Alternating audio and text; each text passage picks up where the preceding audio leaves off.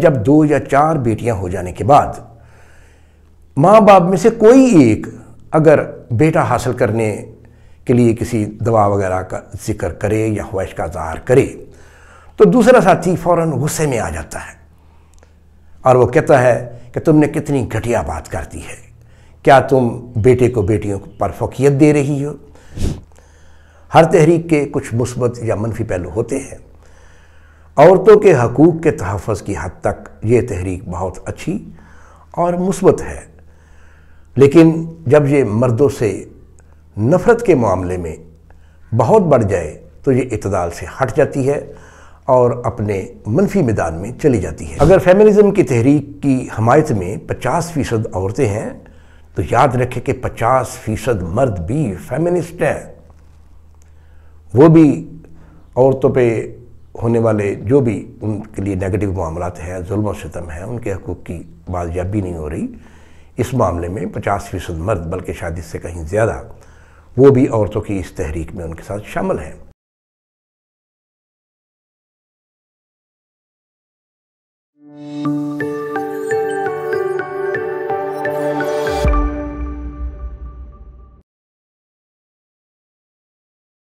بسم اللہ الرحمن الرحیم۔ خواتین و حضرات السلام علیکم۔ کیا بیٹے کی خواہش کرنا بری بات ہے؟ Is it bad to wish for a male baby؟ آج کا ہمارا یہی موضوع ہے۔ علم نفسیات کی روح سے مخالف اصناف یا اپوزٹ جینڈرز ایک دوسرے کی طرف کشش یا اچھا رجحان رکھتی ہیں، اسی لیے باپ کو بیٹیاں بہت پیاری ہوتی ہیں جبکہ ماں کو بیٹے۔ یہ ایک بالکل قدرتی اور فطری بات ہے۔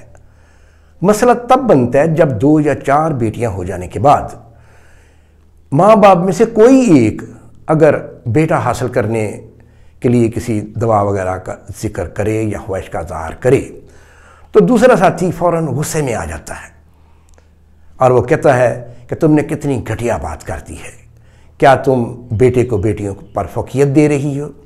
کیا تم بیٹیوں سے خوش نہیں ہو؟ تمہاری اس خواہش کا اگر بیٹیوں کو پتہ چلے تو انہیں کتنا برا لگے گا، کبھی تم نے یہ سوچا ہے؟ کیا تم جینڈر ڈسکریمنیشن نہیں کر رہی؟ تم سے بہتر تو اہل مغرب ہیں جو جینڈر ڈسکریمنیشن نہیں کرتے اور بیٹوں کو بیٹیوں پر فوقیت بالکل بھی نہیں دیتے۔ تمہاری اس خواہش میں تم نے بیٹے کو بیٹیوں پر فوقیت دی ہے، میں تو اپنی بیٹیوں کے ساتھ بہت خوش ہوں۔ دوسرا ساتھی بیچارہ اپنی اس معصوم سی اور فطری خواہش کو دبا دیتا ہے، حالانکہ بیٹیاں اس کو بھی پیاری ہوتی ہیں۔ وہ تو صرف قدرت کے اس بنائے ہوئے اصول کے تحت ایک فطری خواہش کا اظہار کر رہا تھا، لیکن اپنے دوسرے ساتھی کے اس ان تند و تیز جملوں کے بعد وہ اپنی اس فطری خواہش کو تقریباً ختم کر دیتا ہے۔ پھر بیٹے کی خواہش کرنا کوئی گناہ نہیں ہے، یہ خواہش تو انبیاء علیہ السلام نے بھی کی ہوئی ہے۔ قرآن پاک میں سورہ الانبیاء آیت 89 میں حضرت زکریا علیہ السلام نے اللہ تعالیٰ سے دعا کی کہ اے اللہ مجھے بیٹا عطا کر، رب لا تذرنی فرداً وانت خیر الوارثین۔ مفہوم یہ ہے کہ اے اللہ مجھے بیٹا عطا کر دے، اور اگلی آیت میں اللہ تعالیٰ نے کہا کہ ہم نے ان کی دعا قبول کی اور انہیں حضرت یحییٰ علیہ السلام عطا کر دیے۔ یہ آیت جینڈر سلیکشن کے لیے ایک اہم آیت ہے۔ اس موضوع پر مختلف صورتوں میں الگ الگ آیات موجود ہیں، ان کو جلد ہی اکٹھا کر کے ایک ویڈیو میں ہم پیش کریں گے تاکہ قرآن پاک کا جینڈر سلیکشن پہ جو کلیکٹیو وزڈم ہے وہ سامنے آ سکے۔ بیٹے کی اس فطری خواہش کو برائی بنانے میں فیمنزم کی تحریک کا بھی بہت بڑا ہاتھ ہے۔ ہر تحریک کے کچھ مثبت یا منفی پہلو ہوتے ہیں۔ عورتوں کے حقوق کے تحفظ کی حد تک یہ تحریک بہت اچھی اور مثبت ہے، لیکن جب یہ مردوں سے نفرت کے معاملے میں بہت بڑھ جائے تو یہ اعتدال سے ہٹ جاتی ہے اور اپنے منفی میدان میں چلی جاتی ہے۔ اس بات کو بالغ اور میچور عورتیں بھی مانتی ہیں۔ سب جانتے ہیں کہ مغرب سے یہ تحریک اپنے منفی اور مثبت اثرات سمیت مشرق میں آ چکی ہے اور جدید اذہان پہ قبضہ بھی کر چکی ہے۔ چونکہ ہم جینڈر سلیکشن پہ بات کر رہے ہیں اس لیے ابھی ہم اسی نقطے پہ مرتکز رہیں گے۔ اگر فیمنزم کی تحریک کی حمایت میں 50% عورتیں ہیں تو یاد رکھیں کہ 50% مرد بھی فیمنسٹ ہیں۔ وہ بھی عورتوں پہ ہونے والے جو بھی ان کے لیے نیگیٹو معاملات ہیں، ظلم و ستم ہیں، ان کے حقوق کی بازیابی نہیں ہو رہی، اس معاملے میں 50% مرد بلکہ شاید اس سے کہیں زیادہ وہ بھی عورتوں کی اس تحریک میں ان کے ساتھ شامل ہیں۔ چونکہ جب کبھی بھی جینڈر سلیکشن کا پروسیس ہوتا ہے تو وہ بیٹا حاصل کرنے کے لیے ہی ہوتا ہے، اس لیے مغرب نے اس کو جینڈر ڈسکریمنیشن کے نام پہ اس کی شدید مخالفت کی، اور آج تمام جدید دنیا میں جینڈر سلیکشن پہ پابندی لگ چکی ہے، اور اس کے پیچھے یہی فیمنزم کی موومنٹ جو ہے اسی تحریک کا عمل دخل ہے۔ چونکہ بایولوجیکلی بیٹی کی پیدائش بیٹے کی نسبت آسانی سے ہو جاتی ہے، اس لیے ایسے ماحول میں اب کوشش تو بیٹے کے لیے ہی کرنا پڑے گی نا۔ یہ ایک منطقی اور لاجیکل سی بات ہے۔ اس کو فیمنزم کے خلاف یا جینڈر ڈسکریمنیشن کہنا ایک جذباتی بات ہے۔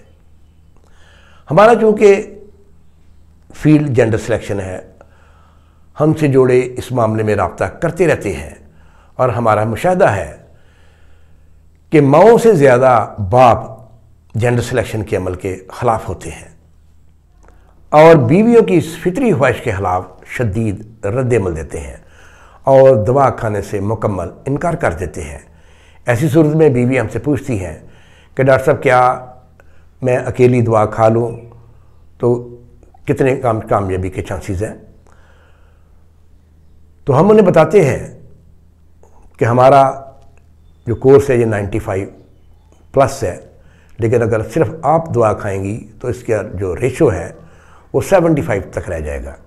اسی طرح سے کئی شوہر ہم سے رابطہ کرتے ہیں اور کہتے ہیں میری بیوی نہایت فیمنسٹ ہے اور اس نے جینڈر سلیکشن کی دوا کھانے سے انکار کر دیا ہے، تو کیا میں اکیلا اگر دوا کھا لوں تو کام چل جائے گا؟ تو ہم انہیں بتاتے ہیں کہ ہماری 95+% والی جو دوا ہے یہ صرف 55 تک رہ جائے گی، اور ہم شوہروں کو اکثر دوا کھانے سے منع کر دیتے ہیں۔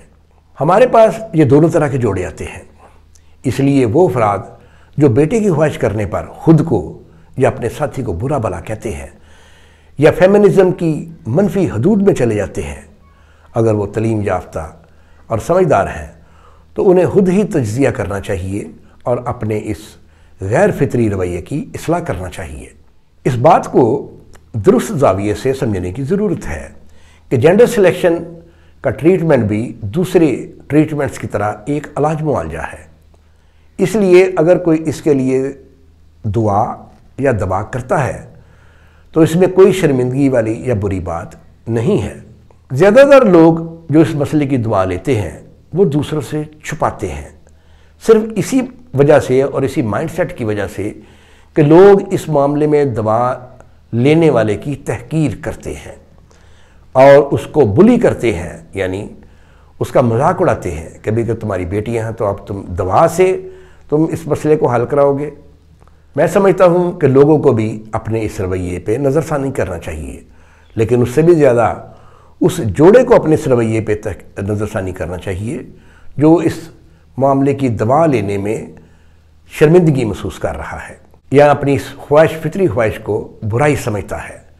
اس لیے کہ جیسا ہم بتا چکے ہیں کہ اگر اللہ تعالیٰ کے نبی اس خواہش کا اظہار کر سکتے ہیں، اس کے لیے دعا کر سکتے ہیں، تو عام افراد کو بھی اپنے رویے کو درست کرنا چاہیے۔